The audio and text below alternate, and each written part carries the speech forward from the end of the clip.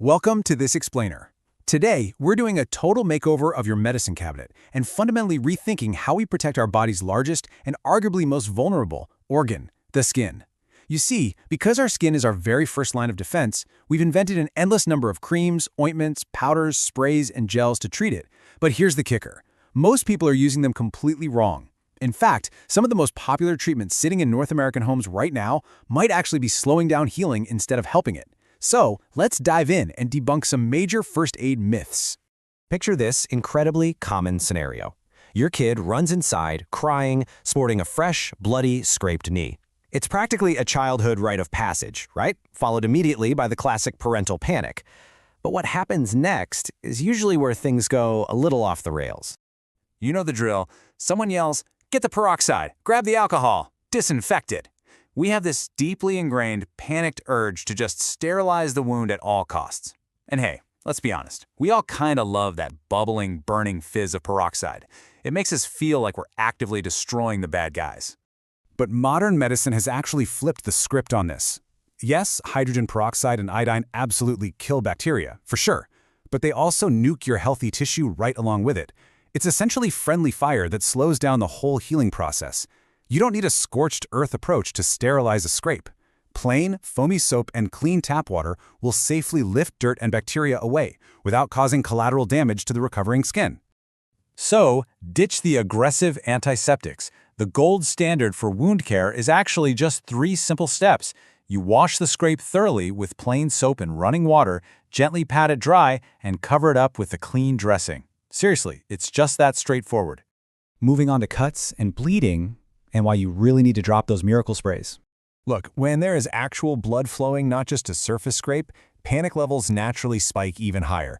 We instantly want to reach for quick clot powders or those magic numbing sprays you bought on a frantic late-night pharmacy run. But emergency medicine teaches one golden grounding rule. Just apply firm, steady, direct pressure. A clean cloth, some gauze, or even just your bare hand pressed firmly against the cut gives the body exactly what it needs, the time to naturally form its own clot. Next up, the delivery system matters. Let's talk about understanding fat content. When you look at all those tubes and bottles in your cabinet, you got to realize that a cream isn't just a cream, and an ointment isn't just an ointment. It is all about the fat content. Lotions have the lowest fat content, making them super light and great for healthy skin. Creams, they're a bit thicker, perfect for mild irritation. But ointments are the heavy hitters. They're occlusive, which means they physically trap moisture in.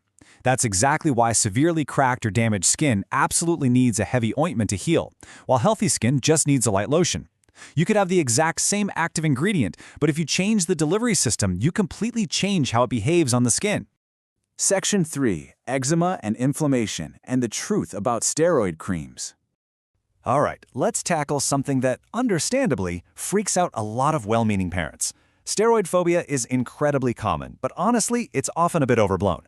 Modern medical formulations, like over-the-counter hydrocortisone, are incredibly safe when used correctly. They're basically precision tools that bring local inflammation down with virtually no systemic absorption into the rest of the body. They are fantastic, reliable tools for knocking out an eczema flare-up. But, and this is a massive but, here is the absolute most important takeaway. Steroids treat inflammation. They do not fix the root cause. These creams are miracle workers for calming an active, angry flare, but they don't do a single thing to resolve whatever caused the skin to freak out in the first place. If you want to actually fix the problem, you have to hunt down the triggers. We're talking overheating, harsh laundry detergents, scratchy fabrics, dry indoor air, or just a generally damaged skin barrier. If you just slap a steroid cream on and ignore these root causes, the rash is going to come right back the second you stop the cream. The endgame isn't lifelong steroid use. The goal is identifying the triggers so you don't even need the steroids at all. This same logic perfectly applies to our next section, the diaper zone and managing moisture and friction. If your baby is dealing with redness under the diaper, the culprit is usually pretty simple. It's a combo of moisture, urine, stool, and friction. To treat this, we absolutely have to ditch those outdated airborne baby powders. We know now they pose a serious inhalation risk to a baby's tiny, fragile lungs. Instead, you want to use modern treatments like zinc oxide creams. They safely create a thick, physical wall that literally blocks the raw skin from those harsh irritants. Which brings us to our final section, environmental medicine. It's time to think outside the tube. Especially in the dead of winter, parents find themselves in this frustrating, never-ending cycle, thinking, my child has dry cheeks, dry hands, dry legs, we keep applying cream, but it just doesn't last. You're endlessly slathering on lotions 24/7, and nothing seems to actually stick.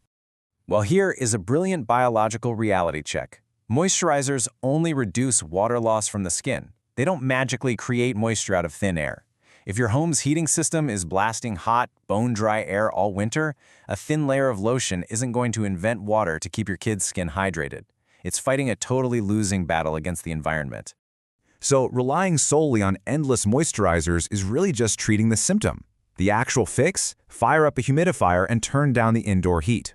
The best medicine for dry skin might not be found in your pharmacy bag at all. It's often just fundamentally fixing the environment around the skin. The big takeaway from this entire explainer is this. Every single cream, ointment, and spray sitting in your medicine cabinet is a powerful medical tool. And because they're powerful, they demand to be used thoughtfully. You really have to understand the why behind what you're actually treating. Because as we've seen, the most effective treatment isn't always the strongest, most intense chemical you can buy. Sometimes the absolute best medicine is just plain old foamy soap. Sometimes it's clean tap water. Sometimes it's just holding firm pressure on a cut. And sometimes it's just changing the environment that caused the problem in the first place. So here's my question for you. The next time your kid needs first aid or an annoying rash pops up, I want you to pause. Are you genuinely addressing the root cause, or are you just instinctively grabbing an outdated, maybe even harmful quick fix? It might just be time to take a fresh look at that medicine cabinet and start using those powerful tools the right way.